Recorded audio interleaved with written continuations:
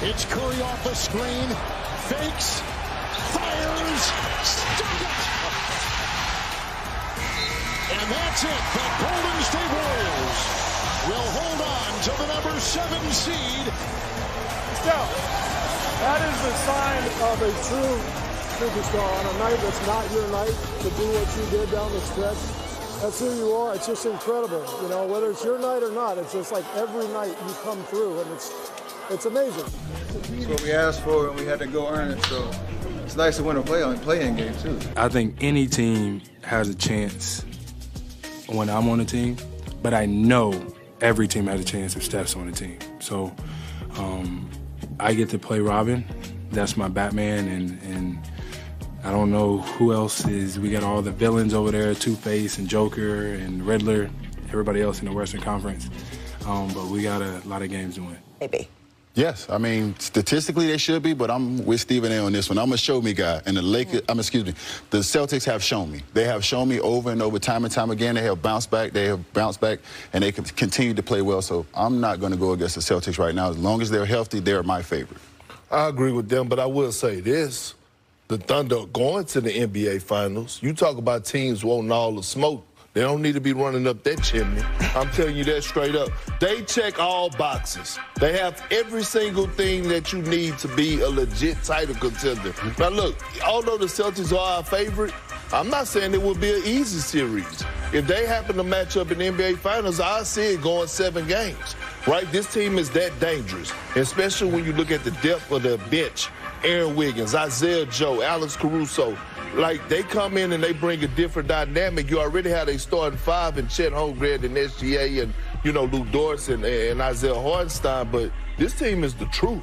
Well, my only problem with what you were saying is you acted like I didn't start off the show saying that. I was just finna say that. He came at us like we ain't say the same thing. I'm going to forgive you because I like that suit. I'm going to forgive you because I like that suit. I like that suit right there. We said the same thing. Y'all did, but y'all didn't say it with y'all chests out. You know what I'm saying? Everyone can keep their chest in. We can stick our chest out and it still wouldn't. But we all agree that the Celtics are the favorite, right? Absolutely. But you did all that with your chest out. Let's also remember, let's remind the audience as to why OKC is who we think they are. Not just because of SGA, not just because of what they can do offensively with Holmgren, with Jalen Williams and the crew. Defensively, I kept this. I've been watching their hustle stats and their defensive stats all year long. Just for the audience out there.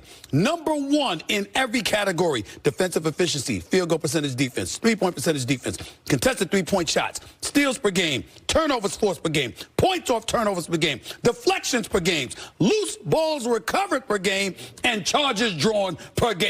They're number 1 in every single one of those categories. I mean, damn. And the one thing wasn't on your computer screen, Hartenstein, who we got from Yo Knicks.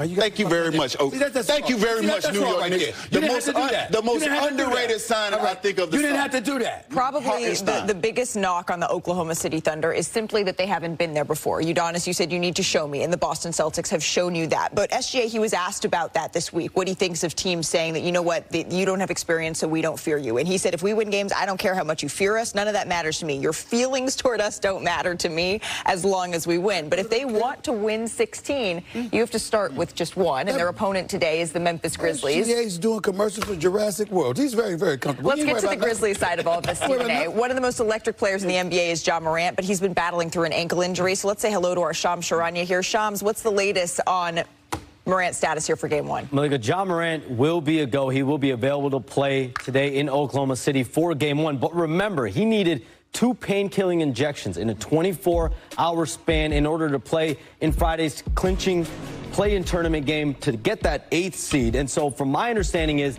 the last 24 hours now going into today's game has been about around-the-clock treatment and rehab for what's been described to me as a severe ankle sprain. He's dealing with swelling as well. This is a player, Malika, that's averaged 27 points and 9 assists per game in his playoff career. He's very prolific this time of year. Right after securing the 8th seed, he told our Scott Van Pelt that he couldn't feel his ankle. That's why he was out there with those pain-killing injections. But Kendrick Perkins, when Ja Morant's at his best, what does he look like?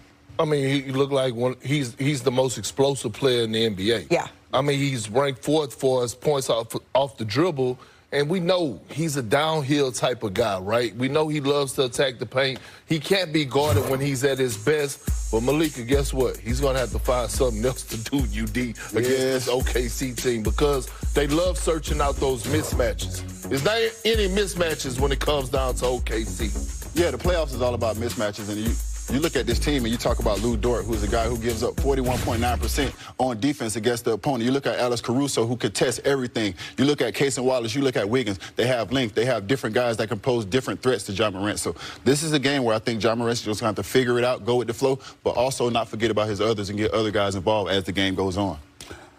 If this is a blowout today, blame the NBA. How in the hell does the Memphis Grizzlies play Friday night? Last game Friday night, and the first game Sunday afternoon. I mean, couldn't you give them a little extra few hours? I mean, that's all I'm trying to say. See how we're looking at you as players? What's the problem? What's the problem? Nobody gives a damn, Stephen A., when you're a player. And don't care? Line it up. I don't care. And drop me off like a Navy SEAL. Well, you ain't seen any players that care. I'm not saying you acting like no player cares. As a team, you do not send that message to your team. Oh, we only had a short time to turn it around. No, I'm not saying that. All hands on deck. Let's go to work. And they put themselves in that position. That's true. Great point. That's because of the play-in tournament. You should be Golden State. Otherwise, it wouldn't have been a quick. Well, not to mention the Memphis Grizzlies. We're talking about a team that was second in the Western Conference all the way up through February and even early in March. So this is a team that has had the pieces. They haven't necessarily had the health all around. Well, I appreciate what you're showing us about Ja Morant and his ability to really drive to the hoop here. But when you have Lou Dort standing in your way, what problems is that going to pose here? Lou Dort is compact. He gets over screens. He gets under screens. He gets through screens. He does not die on the pick and roll. A lot of times right now when you look at this frame, he goes under the dribble handoff. Now he's in front of Ja because we know Ja is not the greatest shooter. He's a driver first. So now he stays chest in front, which most people struggle to do. They bring the help. Ja tries to make a play at the end, but it ends up being a turnover. Right here, when Ja comes to the side, he usually can ISO and attack anybody. Lou Dort stays. Facing the champs, it's a great opportunity to play against the best team in the league. Hopefully, we can come out with more energy and more fire. We got to get ready for war, honestly. Welcome back to NBA Countdown, presented by Chime.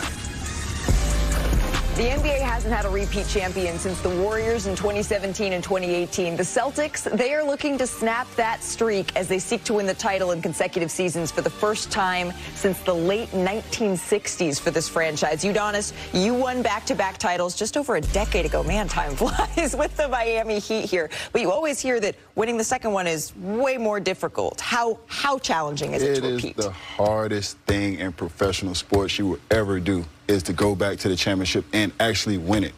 Everybody has your name, your numbers. Everybody has your jersey up. Everybody, you're not sneaking up on anybody. You're going to get everybody's best effort, even the teams that are in the bottom of the league. When your team comes to town, you're going to get maximum effort from every team every single night. But what I will say about the Celtics is they have the talent, they have the culture, they have the coach, they have the depth. Yeah. They can compete every night against anybody and even rest their stars and still beat teams. I agree. And you did the first one, you're starving. When you're trying to go get your first championship, you're starving. And the second one, when you're trying to repeat, you wonder if that same hunger is there.